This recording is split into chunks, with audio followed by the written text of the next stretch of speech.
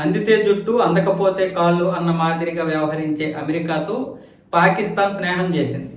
ఇదేదో నాతో స్నేహం చేస్తుంది అంటే మేము కూడా అమెరికా అంత స్థాయికి ఎదిగిపోయామని పాకిస్తాన్ అనుకుందో ఏమో మరి. ఎందుకంటే ఇటు ఆర్థిక రంగంలో నెంబర్ 1 నెంబర్ 2లో ఉన్నటువంటి అమెరికా, చైనా పాకిస్తాన్తో జతకూడాయి. దీనివల్ల మేము కూడా మూడో ఆర్థిక వ్యవస్థగా ఎదిగిపోతామేమో అనుకుందేమో పాకిస్తాన్, మరి తెలియదు. కానీ మొత్తానికి నిన్న అమెరికా చేసినటువంటి ప్రకటనతో పాకిస్తాన్ గిలగిల్లాడిపోయింది. ఇదేంటిది, మమ్మల్ని ఉగ్రదేశంగా అంటున్నారు అనే విధంగా, అంటే ఎక్కడో గుమ్మడికాయ దొంగ అంటే భుజాలు తడుముకున్నట్లుగా అనమాట. ఇప్పుడు పహల్గామి దాడికి మేమే బాధ్యత వహిస్తున్నామని ది రెసిస్టెంట్ ఫ్రంట్ అయితే ఒప్పుకుంది. రెసిస్టెంట్ ఫ్రంట్ ఒప్పుకోయిన తర్వాత, అంటే టీఆర్ఎఫ్ ఒప్పుకున్న తర్వాత, ఇది ఎవరికి సంబంధం?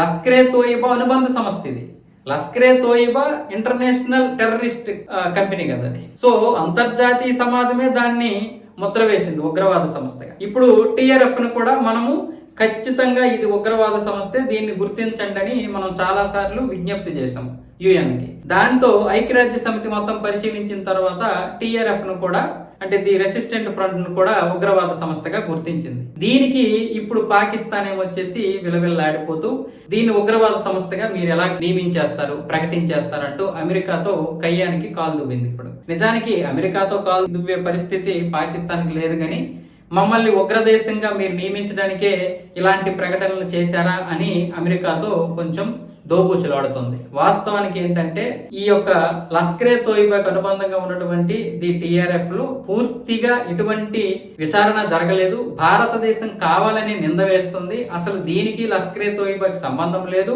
అసలు ఈ ఉగ్రవాదులే అసలు పూర్తిగా లేరు. లష్కరే తోయిబా పూర్తిగా నిషేధించేసాము. లష్కరే తోయిబా నిషేధిస్తే ఇంకా టీఆర్ఎఫ్ ఎక్కడ ఉంటుంది? ఈ లష్కరే తోయిబాలో భాగంగా ఉన్నటువంటి సంస్థే కదా టీఆర్ఎఫ్. కాబట్టి ఇదంతా కూడా ఒక కుట్ర. భారతదేశం మాపై కుట్ర చేస్తుంది. ఇప్పుడు టీఆర్ఎఫ్ అనేది ఉగ్ర సంస్థ అని అంతర్జాతీయ సమాజం కనుక నియమిస్తే, ప్రకటిస్తే, ఇంకా లష్కరే తోయిబా ఉందంటే పాకిస్తాన్ ఇంకా ఉగ్రవాదులకి సపోర్ట్ చేస్తున్నట్లు. ఇదంతా కూడా భారతదేశం మాపై ఇలాంటి కుట్రలు చేస్తుంది అనేది ఇప్పుడు ఈ యొక్క పాకిస్తాన్ యొక్క ఆరోపణ.